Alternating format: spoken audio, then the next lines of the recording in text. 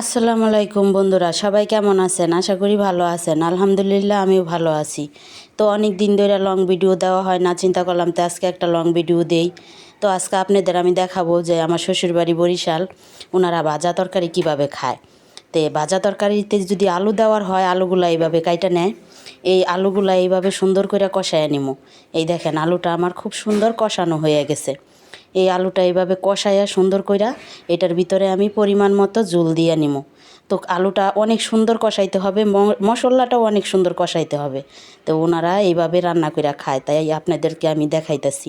তো রান্নাটা কেমন হইতেছে আমার অবশ্যই আপনারা কমেন্টে বলবেন। তো এখন আমি পরিমাণ মতো জল দিয়ে দিলাম। এই জলটা দিয়ে আমি সুন্দর কইরা বলক আনায় নেব। বলক আনার পরে এটার উপর দিয়ে আমি মাছ দিয়ে দেব।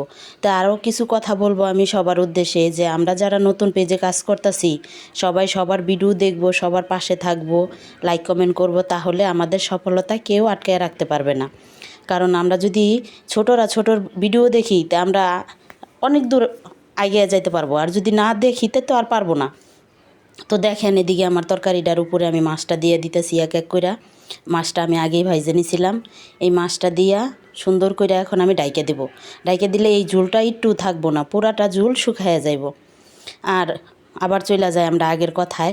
তো একে অপরের পাশে অলরেডি আমার অনেক বন্ধু কলিজার ভাই বোনেরা আমার সাথে যুক্ত হয়ে গেছে। ওনারা আমার ভিডিও দেখে, আমিও ওনাদের ভিডিও দেখি। তো এটা কি আমাদের উপকারে আসে না? অবশ্যই উপকারে আসে। তো একে অপরের পাশে সবাইকে আমি সব সময় বলতেছি, একে অপরের পাশে থাকুন, পাশে থেকে কাজ করুন, সবাই মিলেমিশে কাজ করুন। তো এই আমাদের সফলতা কেউ ধরে রাখতে পারবে না। আর এই যে দেখেন আমার তরকারিটার ঝোল পড়ায় শুকায় শুকায় আসছে। এদিকে এই তরকারিটা যখন একবারে শুকনো শুকনো হয়ে যাব তখন আমি নামায় নিব। তো দেখেন তরকারিটা কত সুন্দর হয়ে যাইতেছে। আর অনেক কথাই আজকে বইলা ফেলাইলাম, কারণ ভিডিও বড়, কথাও বেশি বলতে হয়, কথা না বললে চলে না। আর যখন ঝোলটা শুকায় শুকায় আসবো তখন আমি যে পাতিলটা এইভাবে ঘুরে এগারায় দিব, জানি কোনো দিকটা লেগে না যায়। তো সুন্দর কইরা এটা আমি ঝোলটা পুরাটা ভাজা ভাজা করে ফেলাবো। তো দেখেন ঝোলটা কিন্তু অলরেডি আমার শুকায় শুকায় আসছে। এইভাবে শুকাইয়া আমি সুন্দর করে আস্তে আস্তে যেন নিচের লেগে না যায়, পুরা না লাগে, এভাবে আমি রান্না করে নিতেছি এটারে।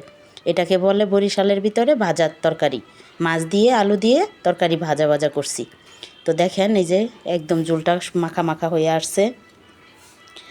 এইভাবে আমি সুন্দর করে ঘুরে এগারায় দিতেছি যেন কোনো জায়গাটা লাইকা না যায়। এভাবে আপনারা বাসায় ট্রাই করে খাইয়া দেখবেন, অনেক ভালো লাগে। তো আমি আগে খাইতে জানতাম না, আমি রাগ করতাম যে এটা কেমন তরকারি, কারণ আমি তো গাজীপুরের মেয়ে। তো ওনাগো দেশে যায় খাইয়া দেখি না ভালোই লাগে।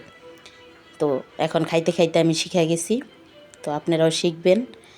আর কি বলবো, আজকে অনেক কথা বইলা ফেলাইলাম। তো আজকে এই পর্যন্তই। আপনারা ভালো থাকবেন, সুস্থ থাকবেন। আল্লাহ হাফেজ।